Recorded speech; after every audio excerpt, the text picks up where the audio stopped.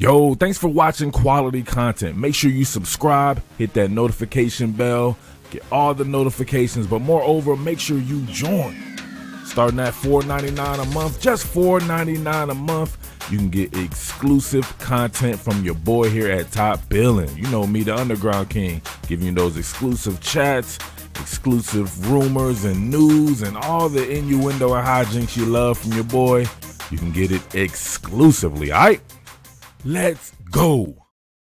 What more can I say? Top Billin. All right, Top Billin, and you bandwagon fans of LSU, please don't come up on the channel talking about anything having to do with fandom and biasness, because I'm covering this from both sides like I've always done throughout my entire career, pointing out both teams' strengths and weaknesses. So I'd be remiss if I didn't point out what Ole Miss did to LSU with the designer QB run game ahead of its game against the premier rushing quarterback in the country, in my opinion, Jalen Hurts in Oklahoma, right? So we see what would amount to normally kind of a split zone action going on, right? Or just your normal inside zone approach right there with Jerry and Ely and my man Johnny Pigskin, John Rhys-Plumlee. Zone flow, zone flow, zone flow, zone flow across the board. You know what's going on right there. But what it really amounts to is being kind of a lead, right? You have Snoop Connor with the lead through, and then Johnny Pigskin come back around with pretty much a counter action going on, right? So he amassed over 200 and something yards by himself, him being Johnny Pigskin, right? You see that? Then it just becomes a designer QB league. Got Grant Delpit on the field here. Jacob Phillips needs to scrape around. He gets lost in the sauce worrying about Jerry and Ely. Then you just have one-on-one football here. Connor to block Delpit. The H-backs out here blocking. Easy pickings. Especially with a guy like Rhys-Plumlee, who has some straight wheels, right? And we know what Jalen Hurts is about. Let's check out another one. All right, this is almost out of Oklahoma's playbook. Shout outs to Rich Rodriguez, one of my all-time favorite offensive minds in the business. Very underrated these days, right, because of what happened to him in his career. But back in the day, man, Rich Rod was almost like the original Lincoln Riley or all these guys that people really love. But you're going to have what looks like a tag counter, right? Pulling your tackle and guards backside. And you got your counter action from Ely. But they leave an option defender right here in K'Lavon Chason. So I don't really blame him on this one, crashing down extremely hard, just for the fact that you can see the action coming, especially with him being left as an unblocked defender. But he bites super hard, and this is actually a read. John Rhys-Plumlee out the back door. Nothing you can do with that. So this is great counter action, making the eye discipline, making everybody have to really work with their eye discipline, and using K'Lavon Chason's aggressiveness against himself.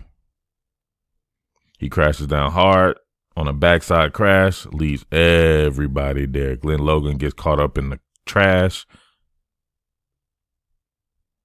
No way anyone's going to catch this guy to begin with, let alone you got people back there slipping.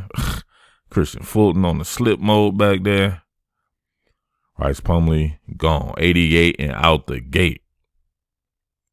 All right, here we see the greatest combination in the country, Lincoln Riley with his designer QB concepts and the best running quarterback with the designer run game in Jalen Hurts, who happens to be an infinitely better passer than my man Johnny Pigskin in an infinitely better, more balanced offense at Oklahoma. So this is going to look just like your normal inside zone play.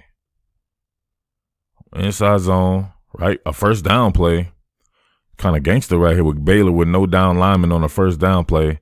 But you got multiple bigger personnel guys in here. You got an H-back and a fullback in here, or two H-backs, however you want to label that. Zone flow across the board. You know what inside zone is. A step out and up. More of your power-based zone action. But what it amounts to is a counter lead. Jalen takes a counter step. Comes right behind Kennedy Brooks, the great tailback for Oklahoma, and then it becomes a lead play. Inside zone, not necessarily. And there's a backside ghost right here, right? There's a ghost on the screen that makes this guy right here really react to that. So taking away a little bit of your backside pursuit, just adding little nuances into these plays. I think that's what separates Lincoln Riley from a lot of these guys right there. Him and Florida's Dan Mullen. Those two guys are doing it big. But you see, it becomes a lead play right here. Jalen understands how to work off blocks just like a running back. Gain an extra advantage. Always making the defense prove itself or prove themselves because he's going to run behind his pads. I love the design of this particular concept. It's a QBG lead. You're going to have a lead from Marquise Hayes right here, the left guard. Then you're going to have Kennedy Brooks getting out in the action. Man, just more blockers than you can contend with, right? You also got Tyrese Robinson out here. Let's check it out, man. Lincoln Riley is doing the most. Right? So, hey, so this, look, and you got to look at what's going on right here, right? Running out of 10 personnel, right? A true spread with numbers, grips, and everything. So you're spreading them out. So you get these one-on-one blocking matchups. If the QB is running the ball, you're gaining an advantage, right? So look. Right there, Robinson doing good. Hayes meeting his guy, Kennedy Brooks on a search. Rambo out there. Then you got Hurts with the ball in his hands with the type of vision that he has. It's all Oklahoma has to do, right? Do not get it misconstrued. Oklahoma and Georgia are not the same type of team. Whereas Georgia does have a better defense, Oklahoma has a really good defense in its own right, but it has a much, much better, much more capable offense than Georgia. So even remotely mentioning those two to me is kind of fugazi. All right, QBG lead from the other side. This time you got Robinson with the lead. Kennedy Brooks searching the edges. He takes Brooks. Brooks seals it, or he tries to seal it. Of course, man don't even get a hand on Hurts. Then it's one-on-one. Jalen tries to muscle relax him. But you can see the concepts working right there, right? Both sides. All right, this may be my favorite one out of them all. It's very reminiscent of that play that Ole Miss had, right? With the QB counter. This one, you're going to have Kennedy Brooks. You have Ramondre Stevenson. First and foremost, you got 20 personnel right here. Ramondre Stevenson, who won't be playing, which absolutely sucks because this kid is a freak, but Oklahoma has plenty of tailbacks. Kennedy Brooks on the search on the edge. Then you're going to have Ramondre Stevenson. Looks like he could be running some kind of stretch. You're going to have more stretch action. Right? Not necessarily the inside zone action that Ole Miss did, but this is more of a stretch action with them really working with the area blocking. Then you got Jalen Hurts comes backside right here and works the counter. This is beautiful. A lot of moving parts here. Both tailbacks, all tailbacks at the University of Oklahoma are willing blockers. Look at that. Unblocked defender. I like to call him an unmarked defender, but boom, he's done. Ramondre Stevenson. Looks like they could be running a stretch. You can see the stretch principles going on. But then you got Hurts with the counter. Look at him stick that foot in the ground. Counter. Counter lead from Ramondre. This is some beautiful stuff, and this is all with the QB. So even with Ramondre Stevenson being down, you got to treat Jalen Hurts like he's pretty much a Ramondre Stevenson, and then whomever they elevate. TJ Pledger, Marcus Major, whomever. All right, this is like that Ole Miss play as well. This time you have what amounts to be 12 personnel, right?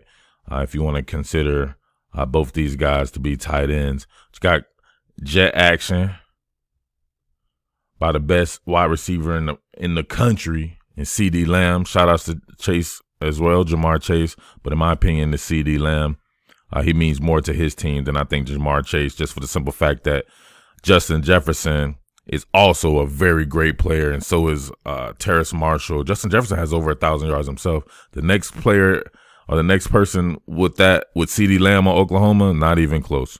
All right, so you got that going on. Then you're going to have the backside pulls again, right, for a tackling guard. So this is pretty much just a kind of a sweep play, right? A tackling guard power play with jet action going on. Kennedy Brooks, exterior search again. Fake the sweep. They do run those sweeps. This one's not ran that good by Robinson to me, right? Robinson had a tough time getting on a skip pull. I'm not sure if he tripped up or something like that, but you can see kind of the timing messed up, and then Jalen's almost out with him, but Jalen does put his hand on his hips to let him lead through. Try to bounce out that inside hip. He's not afraid, lowers that pad level. Straight power play from your QB. Doesn't amount to much, but just showing them a whole bunch of different looks out of the designer QB game. So they have a vast array of concepts from just, well, can't really call it a single wing because they got multiple players in the backfield when they do it. But just those type of concepts where you gain that advantage of an extra blocker. And then you have a guy who's virtually a tailback with the ball in his hands who can also throw as good as anybody in the country and is done exactly what I said he would do this year. He's just simply, in my opinion, the people's champion. Said he couldn't throw. Now what? Just keep hating. Keep running your mouth. That's what I say about that. Tell him Jalen Hurts to keep running their mouths. You'll keep proving them wrong. But we'll see about this particular game. But I'm just concentrating on these particular concepts. So I think it will be, I will be without refinement or whatever to not mention how Ole Miss got off on LSU pause and how Oklahoma could do the same, because Oklahoma's very much built like an Ole Miss, but with an infinitely better throwing game, all right? So hopefully you enjoyed that. Please don't come in here with the fandom stuff. I have more on at the LSU side and then more on the Oklahoma side. Just keep doing what I do, all right? But thank you for watching. As always, it's your boy Murf, the Underground King, and I am out. Peace. What more can I say? Top Billin.